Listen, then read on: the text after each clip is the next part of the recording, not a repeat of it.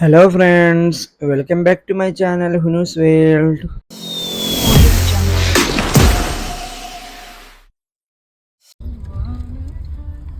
Hi guys, അപ്പോൾ നമ്മൾ ഇന്നത്തെ വീഡിയോ ഒരു ഒരു ഫാമിലി വ്ളോഗാണ്.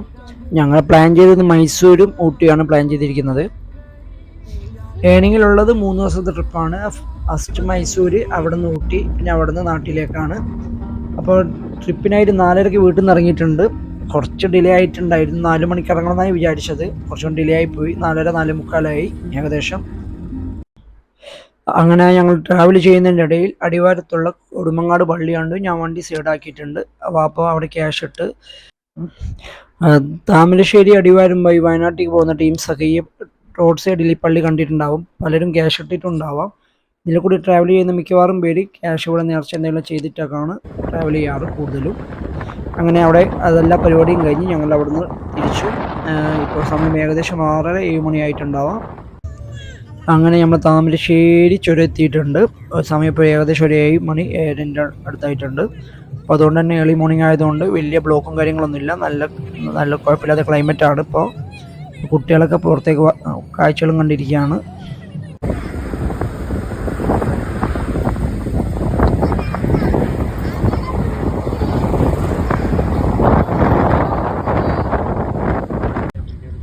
അങ്ങനെ ഞങ്ങൾ ഐബൂസ് എണീറ്റിട്ടുണ്ട്. എണീറ്റ പാടത്ത് ഗ്ലാസ്സിലൂടെ പുറത്തെ കാഴ്ചകളൊക്കെ കാണാനാണ്.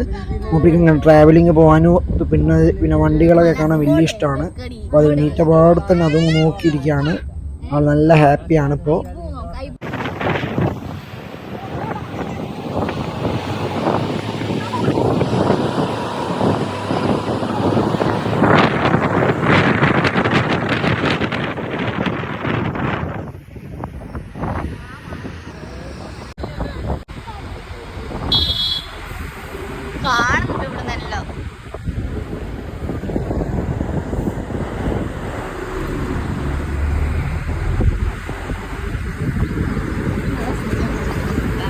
അങ്ങനെ 9ാം വളവും കഴിഞ്ഞ് ഞങ്ങൾ വയനാട്ടിലേക്ക് കയറിയിട്ടുണ്ട്. അങ്ങനെ ഇപ്പോൾ ഏകദേശം 8-8:30 അടുത്തായി സമയം. അങ്ങനെ ഫുഡ് കഴിക്കാനായിട്ട് മുത്തങ്ങിലുള്ള ഹോട്ടലിലേക്ക് നിർത്തിയിട്ടുണ്ട്.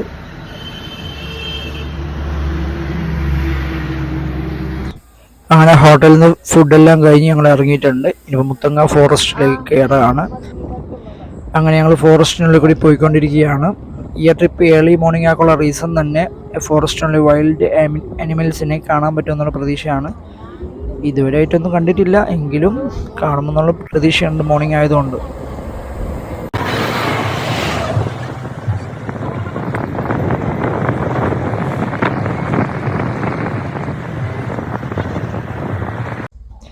അങ്ങനെ കുറച്ചങ്ങോട്ട് മുമ്പോട്ട് പോയപ്പോൾ ഒരു കൂട്ടം മാനിനെ കണ്ടിട്ടുണ്ട്. അപ്പോൾ വണ്ടിയിൽ കുട്ടികളെല്ലാവരും എക്സൈറ്റ്മെൻ്റ് ആണ് കണ്ടതുകൊണ്ട്. അവരാദ്യമായിട്ടാണ് ലൈവായിട്ട് ഇങ്ങനെ കാണുന്നത്.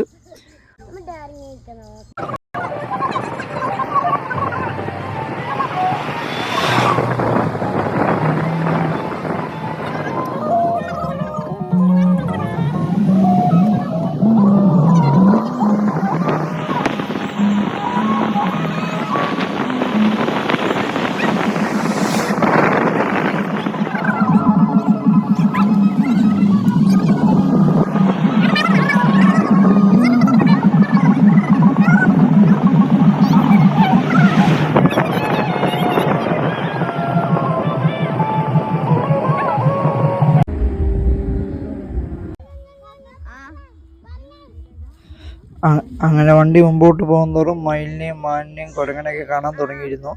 എല്ലാവരും പുറത്തേക്ക് നോക്കിയിരിക്കുകയാണ്. അങ്ങനെ ഫൈനലി ഞാൻ വിചാരിച്ച പോലെ തന്നെ ആനനെ കാണാൻ പറ്റിയിട്ടുണ്ട്. ഞാൻ ഫസ്റ്റ് ടൈമാണ് ലൈവായിട്ട് കാട്ടാനെ കാണുന്നത്. അതും 1-2 അല്ല, കൂട്ടത്തോടെയും കണ്ട്. പിന്നെ അതിനുശേഷം റിപ്പീറ്റ് ചെയ്തും കണ്ട്. അപ്പോൾ ഏർലി മോർണിംഗ് വന്നതുകൊണ്ട് ഒരു നഷ്ടം ഉണ്ടായിട്ടില്ല. കുറച്ച് ഉറക്കം നഷ്ടപ്പെട്ടു എന്നല്ലാതെ നമ്മൾ പ്രതീക്ഷ പോലെ തന്നെ ട്രിപ്പ് എൻജോയ് ചെയ്യാൻ പറ്റിയിട്ടുണ്ട്. കാടിനുള്ള ജേണിയൊക്കെ വളരെ എക്സൈറ്റഡ് ആയിട്ട് ചെയ്യാൻ പറ്റിയിട്ടുണ്ട്.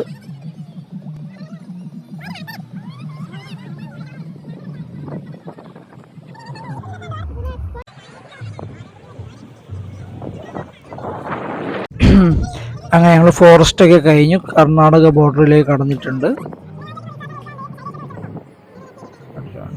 അങ്ങനെ പോകുന്ന വഴിക്ക് ഗുണ്ടൽപേട്ട് എത്തിയ സമയത്ത് സൂര്യാന്തി പൂക്കൾ കണ്ടതുകൊണ്ട് വണ്ടി അവിടെ നിർത്തി. നോക്കുമ്പോൾ 20 ഉറുപ്പ്യയാണ് ഒരാൾക്ക് അതിൻ്റെ അടുത്ത് പോകാനായിട്ട് അവർ ചാർജ് ഈടാക്കിയത്. എല്ലാവരും കൂടി ക്യാഷൊക്കെ കൊടുത്തു. സൂര്യകാന്തി പൂവിൻ്റെ അടുത്ത് പോയി ഫോട്ടോഷൂട്ടും കാര്യങ്ങളൊക്കെ ചെയ്തു. ഒരു ഹാഫ് അവർ അവിടെ സ്പെൻഡ് ചെയ്തതിന് ശേഷം ഞങ്ങൾ അവിടെ നിന്ന് മടങ്ങി.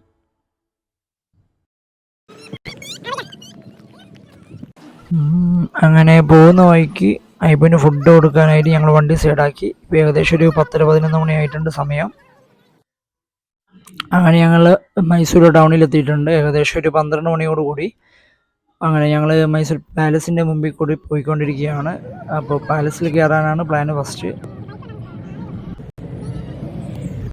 അങ്ങനെ ഞങ്ങൾ പാലസിനവിടെ വണ്ടി പാർക്ക് ചെയ്തിട്ട് എൻട്രി പാസ് എടുക്കാൻ വേണ്ടി പോവുകയാണ്. അപ്പോൾ വലിയ ആൾക്ക് 50 രൂപയും ചിൽഡ്രൻസിന് 30 രൂപയുമാണ് അവിടെ ഈടാക്കുന്നത്. അങ്ങനെ പാസ്സൊക്കെ എടുത്തു ഞങ്ങൾ ഉള്ളിലേക്ക് കയറുകയാണ്.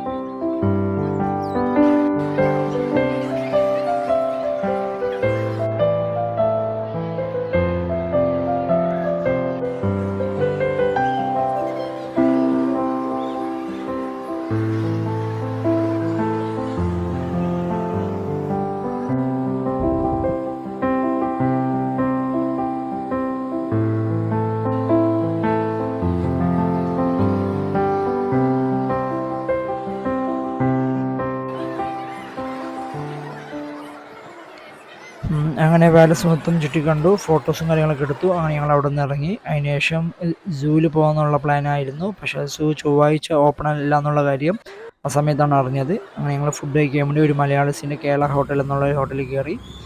അവിടെ നിന്ന് താമസ സൗകര്യത്തെ പറ്റി അന്വേഷിച്ചിട്ടുണ്ട്, ഈ ഹോട്ടലിനെ പറ്റി. അപ്പോൾ അവർ റെക്കമെൻഡ് ചെയ്ത ഹോട്ടലായിരുന്നു ഹോട്ടൽ ദർശൻ പാലസ്. വലിയ റേറ്റും കാര്യങ്ങളൊന്നുമില്ല, ചീപ്പ് റേറ്റാണ്, കുഴപ്പമില്ലാത്ത റൂമും കാര്യങ്ങളാണ്. അപ്പോൾ മൈസൂരൊക്കെ ആരെങ്കിലും പോകുന്നുണ്ടെങ്കിൽ ആ റൂം കുഴപ്പമില്ലാത്തൊരു ഓപ്ഷനാണ്. അങ്ങനെ റൂമിൽ നിന്ന് എല്ലാവരും ഫ്രഷ് ആയതിനു ശേഷം പുറത്തേക്ക് ഇറങ്ങി. അടുത്ത് തന്നെ ഒരു അക്വേറിയത്തിൻ്റെ ഒരു എക്സിബിഷൻ പോലത്തെ ഉണ്ടായിരുന്നു. ഒരു അക്വോ ഫിഷ് എന്നുകൊണ്ടാണ് അതിൻ്റെ പേര്. അണ്ടർ വാട്ടർ അക്വേറിയം കാര്യങ്ങളൊക്കെ ഉള്ളതാണ്. അവിടെ എൻട്രി പാസ് ആയിട്ട് അഡൽട്ട്സിന് 199 രൂപയും ചിൽഡ്രൻസിന് 149 രൂപയാണ് ഈടാക്കുന്നത്. അത് കുറച്ച് കൂടുതലാണെന്ന് എനിക്ക് തോന്നിയിരുന്നു. അതിന് മാത്രം ഉണ്ടോ എന്നൊരു സംശയമുണ്ട്.